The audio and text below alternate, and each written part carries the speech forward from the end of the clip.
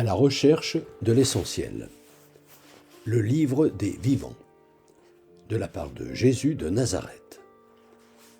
Quand Jésus a-t-il institué l'Eucharistie?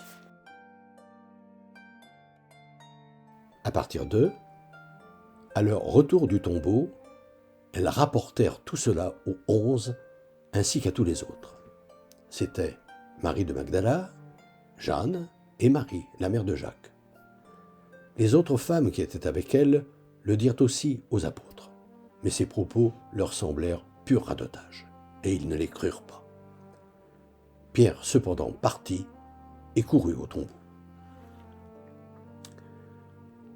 En quelques mots, je lui rappelle l'épisode des 2 pèlerins d'Emmaüs. Comment l'inconnu qui les a rejoints en chemin au soir de la résurrection a ravivé cette chaleur que Jésus mettait de son vivant en leur cœur, tandis qu'en marchant, il commentait les Écritures pour leur faire comprendre le drame survenu pendant les fêtes pascales. Et comment, vu leur tardive, après avoir invité leurs compagnons de voyage à dîner avec eux à l'auberge, les 2 disciples l'ont reconnu quand il a béni et rompu le pain. Façon de faire dont Luc parle d'ailleurs comme si elle était coutumière. Une fois à table avec eux, il prit le pain, dit la bénédiction, puis le rompit et le leur donna. Et eux de raconter comment ils l'avaient reconnu au moment où il rompait le pain.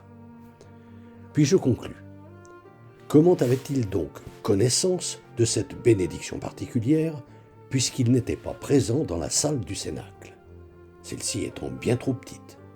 Jésus, que je sache, ne célébrait pas la Pâque dans une salle du palais d'Hérode. Il répond, contrairement à ce que vous pensez, la pièce était très grande, elle pouvait contenir les apôtres et les autres disciples. Tandis qu'à l'appui de ce qu'il avance, je me rappelle qu'à leur retour à Jérusalem, où ils sont aussitôt repartis porter l'incroyable nouvelle, les pèlerins d'Emmaüs trouvent réunis les 11 et leurs compagnons. Ce qui peut effectivement laisser entendre que le lieu était spacieux.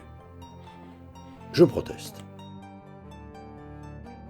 Je veux bien que Jésus ait réservé une grande salle dans une maison patricienne de Jérusalem, mais de là à ce qu'elle ait contenu tous les disciples, d'autant qu'en ce temps-là, les repas se prenaient allongés à la mode romaine.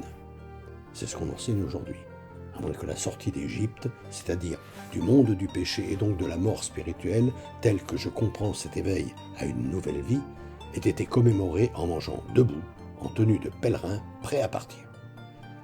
Notez tout de même que les évangélistes Matthieu, Marc et Luc ne font mention que de la présence de Jésus et de ses apôtres dans la salle où a été célébré son dernier repas. Il reprend. Il faut savoir ce que c'est que le repas de la Pâque chez les Juifs. C'est un repas que l'on prend en famille, tous ensemble. D'ailleurs, l'un des disciples d'Emmaüs n'était-il pas Cléopas, l'oncle de l'apôtre Jacques? Une fois de plus, je me dis qu'il me faudrait aller à Jérusalem vérifier les dimensions de la salle que la tradition a retenue pour celle où Jésus a célébré la Sainte Seine. Mais je reste sur ma faim.